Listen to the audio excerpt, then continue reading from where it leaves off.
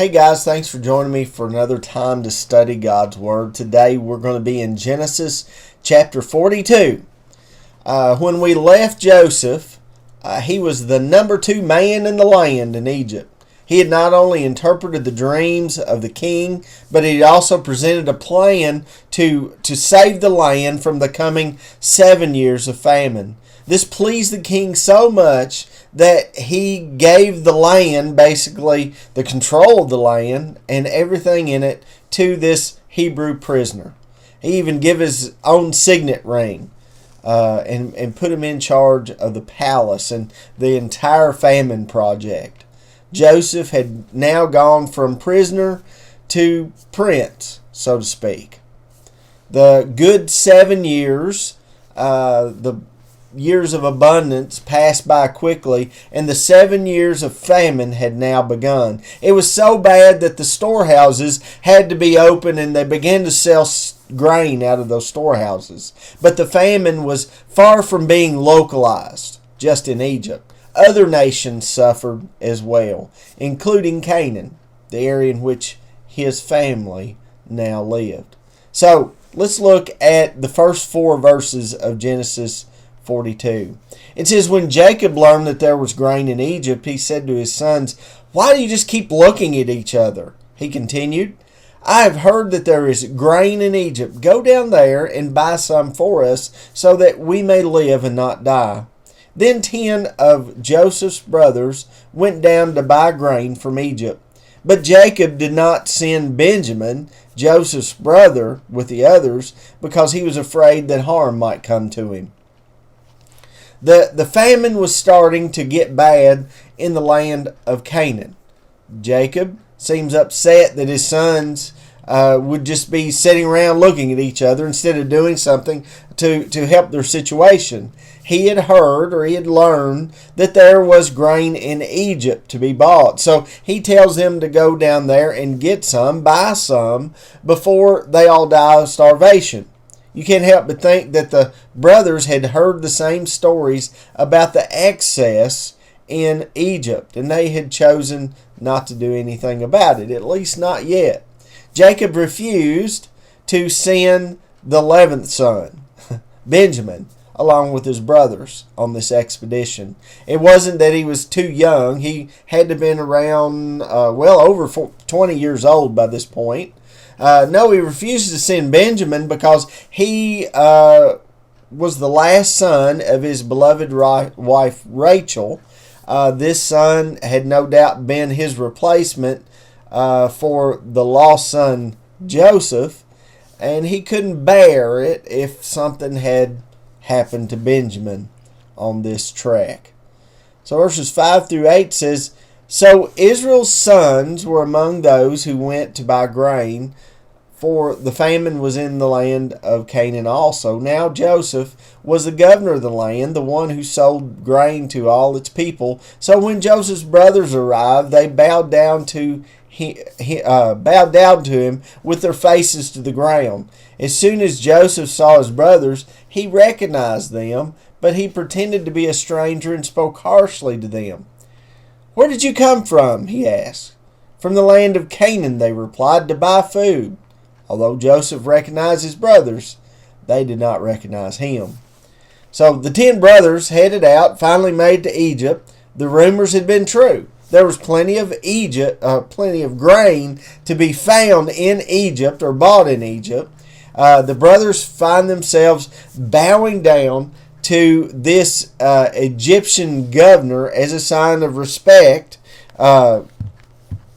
After all, this man could have sent them back home without any grain at all. As they approached this governor, little did they know who he really was. He was dressed like an Egyptian. He was groomed like an Egyptian. He was using an Egyptian translator in order to speak to them in their own native language. So they had no idea. Let's see how long this ruse can last. Verses 9 through 17 says, "Then he remembered his dreams about them and said to them, 'You are spies. You have come to see where our land is unprotected. "No, my lord," they answered. "Your servants have come to buy food. We are all the sons of one man. Your servants are honest men, not spies." "No," he said to them, "you have come to see where our land is unprotected." But they replied, "Your servants were 12 brothers, the sons of one man, who lives in the land of Canaan. The youngest is now with our father, and one is no more." Joseph said to them, "It is just as I told you. You are spies, and this is how you will be tested. As surely as Pharaoh lives, you will not leave this place unless your youngest brother comes here. Send one of your number to get your brother. The rest of you will be kept in prison, so that your words may be tested to see if you are telling the truth. If you are not, then as surely as Pharaoh lives, you are spies." And he put them all in custody for 3 days. It seems that though Joseph is trying to almost get back at his brothers here, he would we would all be tempted to do the same, right? He accused them of being spies so they could search out weak spots in the country. They insisted that they're honest men and they intended only to come and to buy enough grain for their family to survive in Canaan. They admit that there's one other brother, the youngest, and he was still at home with his father. They even mention Joseph himself in a roundabout way, the brother that was no more. So Joseph has a plan to see if his brothers had actually changed, as well as a way to see his youngest brother again, Benjamin. He would keep the 9 of the brothers and allow one to go and retrieve Benjamin, just to make sure they knew he was serious. He puts them in jail for 3 days. And it says in verse 18, "On the 3rd day, Joseph said to them, 'Do this and you will live, for I fear God. If you are an honest man, let one of your brothers stay here in prison, while the rest of you go and take grain back for your starving households. But you must bring your youngest brother to me, so that your words may be verified and that you may not die.' This they proceeded to do. So after the 3 days were over, Joseph brings them back before him and kind of changes the terms to his previous proposal. He would keep one brother there in prison, and the other 9 could return with the grain and then retrieve the youngest brother. And if they return with him, then all would be well. If they didn't return with him, well, obviously this brother would stay in prison or worse, and there would be some dire consequences. So, verses 21 through 24. "They said to one another, 'Surely we are being punished because of our brother. We saw how distressed he was when he pleaded with us for his life, but we did not listen. That's why this distress has come upon us.' Reuben replied, 'Didn't I tell you not to sin against the boy? But you wouldn't listen. Now we must give an accounting of it for his blood.' They did not realize that Joseph could understand them, since he was using an interpreter. He turned away from them and began to weep, but then turned back and spoke to them again. He had Simeon taken from them and bound before their eyes." The brothers are really convicted at this point that they're now being punished for what they had done to Joseph years before. Reuben speaks up and essentially says, "I told you so," to the other brothers. He was the one that had saved Joseph from being killed by the brothers and talked them instead into throwing Joseph into the well. He was going to return later to that well, to that cistern, and send him back home. But the brothers were too quick. They had already sold him to the slave traders before he could return.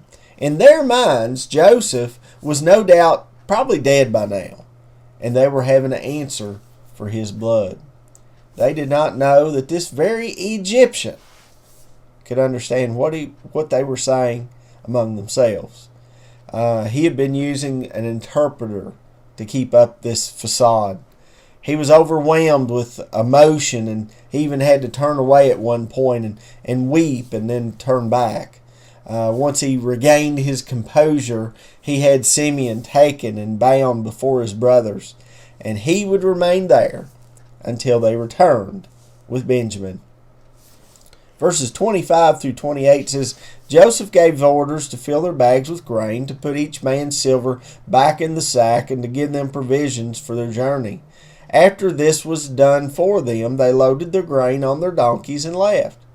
At the place where they stopped for the night, one of them opened his sack to get feed for his donkey, and he saw his silver in the mouth of his sack. "My silver has been returned," he said to his brothers.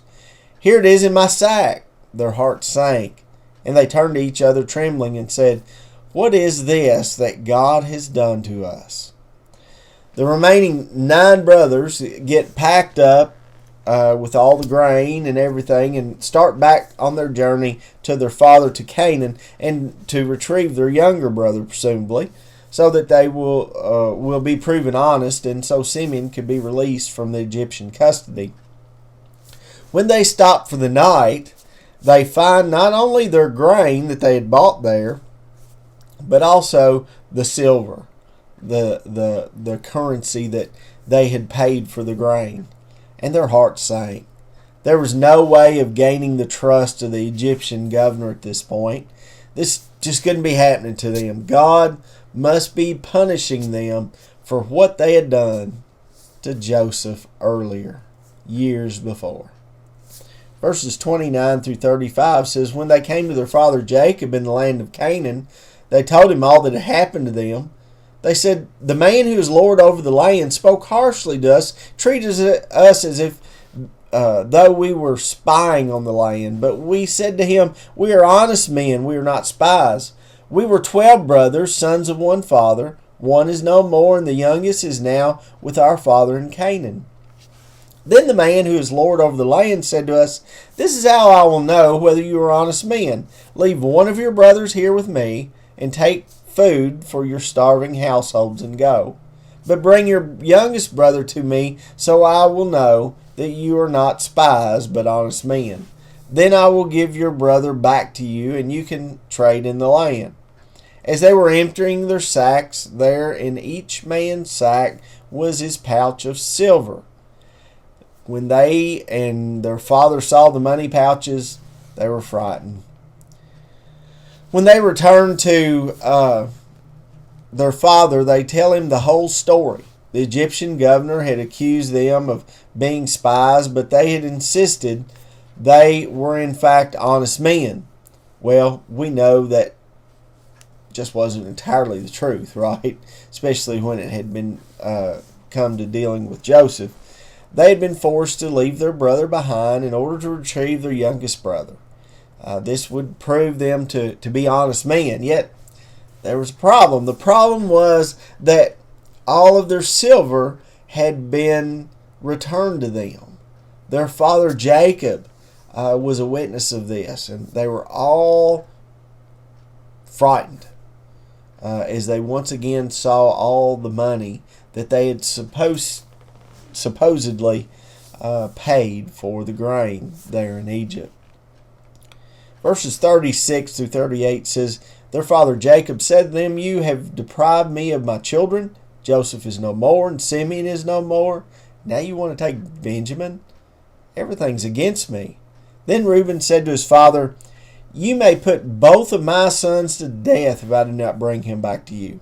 And trust him to my care, and I will bring him back."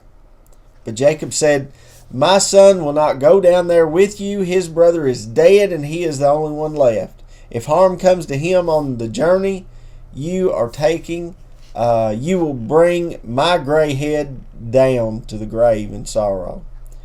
So Jacob reminds his sons basically of their prior treachery. He had lost Joseph, and now Simeon. Why in the world would he allow Benjamin to return to Egypt with them? Was he ignorant enough to allow his youngest son to be taken from him as well? I don't think so. Reuben speaks up and asks that he be allowed to take Benjamin down to Egypt. If he would only entrust him to Reuben, he would surely bring him back. He takes it so seriously that he bet the lives of his own 2 sons on it. But Jacob again refuses the request. If any harm came to Benjamin, he would go to his grave in sorrow. He just couldn't bear the thought. And this is where our chapter ends this week. Well, what can we take from this chapter? God's still working his plan to save his chosen people. They would have to work out some of their problems and some of their differences along the way.